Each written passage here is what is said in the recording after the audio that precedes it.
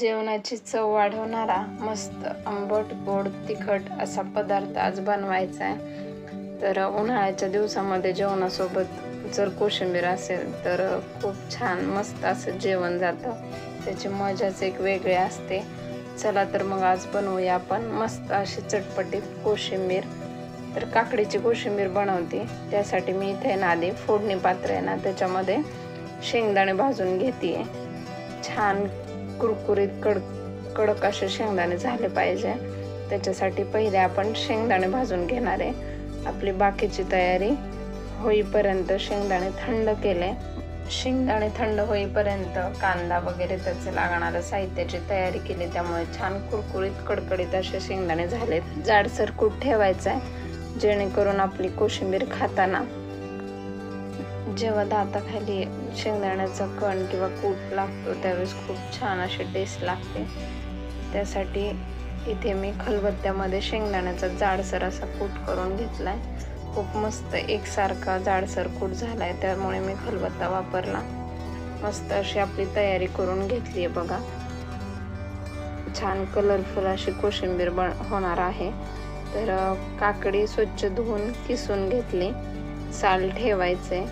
बारीक चिरलेला एकदम बारीक कट केलेला कांदा, बारीक कट केलेला टोमॅटो एक वाटी, त्यानंतर कोथिंबीर आणि अर्धी वाटी दही घेतलंय। घट्ट असं दही घ्यायचंय। जर जास्त आंबट असेल तर दही कमी टाका, आंबट नसेल तर जास्त वापरलं तरी पण चालेल। हे छान मिक्स करून घेतलं।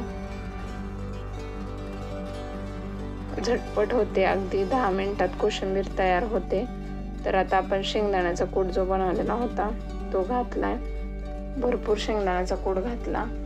त्यानंतर चवीनुसार साखर, चवीनुसार मीठ घालून घेतलं।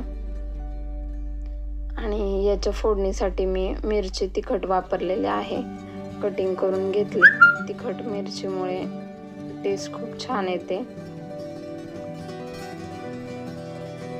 हे बघा, फोडणी पात्रात तेल गरम करून घेतलं आणि त्याच्यामध्ये आता थोडीशी मोहरी, जिरे, कढीपत्ता, मिरची आणि हिंग घालून घेतले आणि थोडीशी कोथिंबीर।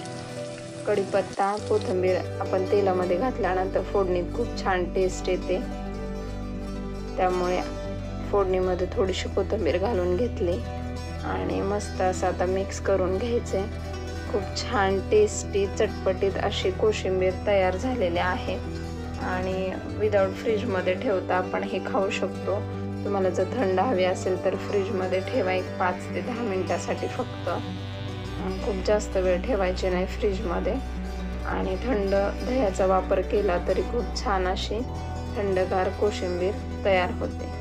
तर नक्की करून बघा आणि व्हिडिओ शेवटपर्यंत पाहिल्याबद्दल धन्यवाद।